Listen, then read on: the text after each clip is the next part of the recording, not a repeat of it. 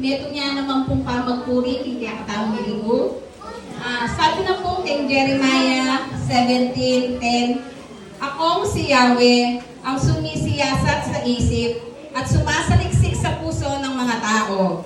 Ginagantimpalaan ko ang bawat isa ayon sa kanyang pamumuhay at ginagantimpalaan ko sa kanyang ginagantimpalaan ko ayon sa kanyang ginagawa. Amen po ne.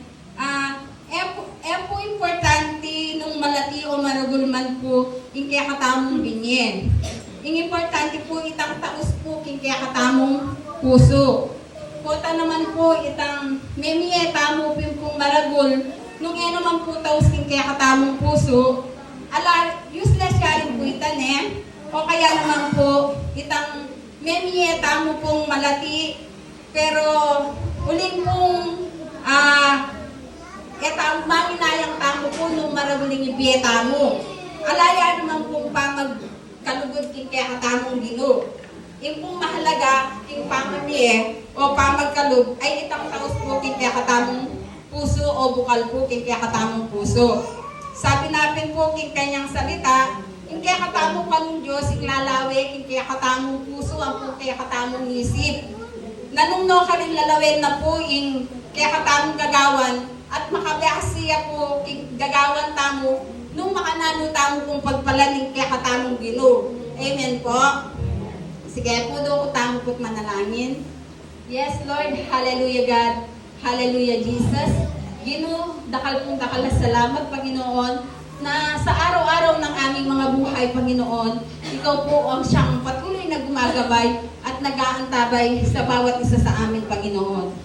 Lord, salamat din po sa mga pagpapalang lagi mong ipinaparanas sa bawat isa sa amin, Panginoon. At God, dalangin ko po kalupan ng kayakang sinabi, Panginoon. Yan ikaw rasa lini, Panginoon. Kami po ay magbibigay sa iyo ng taos sa aming mga puso, Panginoon, upang mabigyan ka po namin ng papuri, Panginoon. Dahil alam namin, Panginoon, ay hindi man po namin mapantayan ang mga pagpapalang lagi mong ipinaparanas sa amin. Pero Lord, sabi mo nga po, ika po, O Diyos, patuloy na manakit kaya kaming puso at kaya kaming kaisipan. Kaya naman Lord, ngayon ikaw rasa lini, mamiya kami po ating lugod kaya kaming puso, Panginoon.